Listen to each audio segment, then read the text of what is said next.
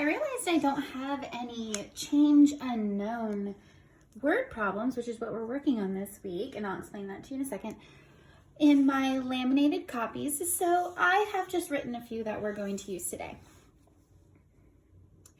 I'm going to show you two different methods. The cubes, using manipulatives or anything around your house, and also cross-out method today. Those are the ones I like, and those are the ones that are easiest for me to see that you've done your work. And you can also record yourself over your seesaw stuff and explain to me your process for thinking. A change unknown problem is when the second number is something we don't know. That's the part we're having to figure out. So usually whoever writes the word problem will use the word some or many or several or a few, and then we have to figure out what that number is. So the first word problem for today's lesson is Katie has 7. Oh, we know that number. I wish I had a different color, but I don't right now, okay? Katie has 7 stickers. She gives some to Tom. And now she has 4. Okay, so she started with 7 and now she has 4. So I'm thinking this is going to be a subtraction problem. Plus she said she gives some to Tom. So that means she gave them away. She got rid of them. So let's start with 7.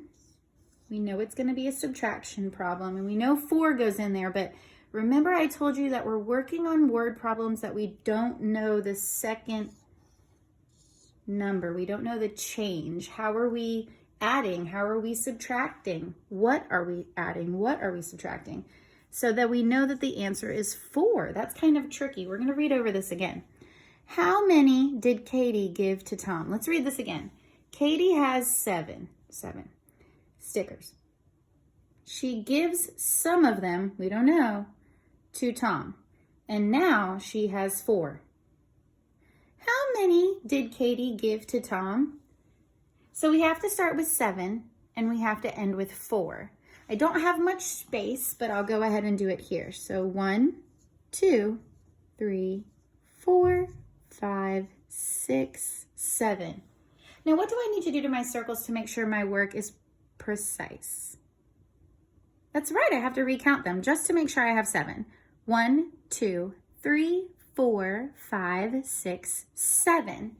Now I'm supposed to have 4 left over to figure out what this number is. So what I'm going to do is I'm going to circle 4 of them. I'm going to cross these out because these are the ones that got taken away. Now how many did I cross out?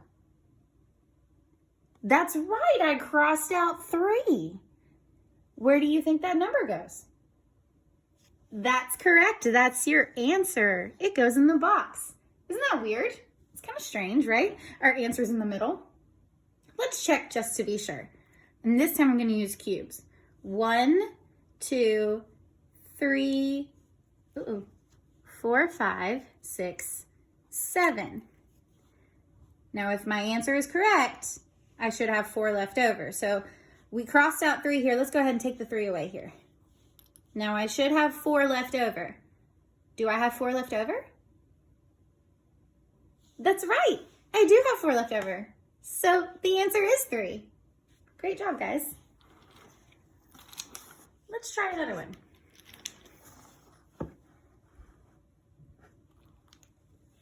Jim has 2 apples.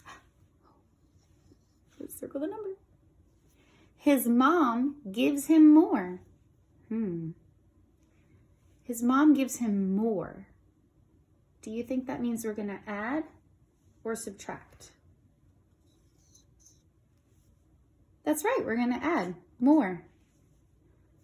Now he has 4. Oh, we said we didn't know that second number, so 4 must be the answer again for this one. How many did Mom give Jim? All right, let's just make sure, just to be sure. Let's read through this again. Jim has 2 apples, 2.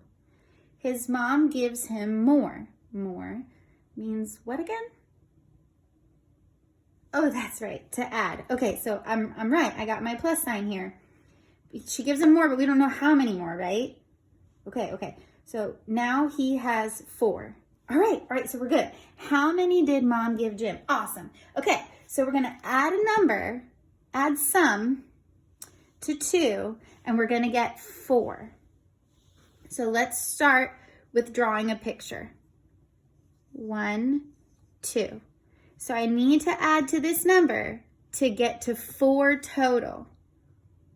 What do you think I could do? Sure, I could do that. Yeah, that sounds like a good idea too.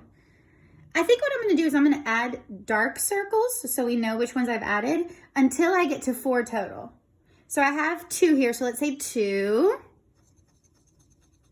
3, 4. Oh, I got to 4, so I got to stop, right?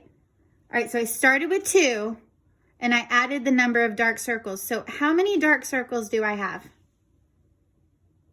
2, that's right. So I added 2 to 2 to get 4. So the number that goes in the box must be 2. That's correct. Let's check just to be sure and make sure our work is precise. If we start with 2 and we add 2 more, we should get 4 left over. Let's try it. So we started with 2, 1, 2. Okay, that's right. Let's add 2 more. 1, 2.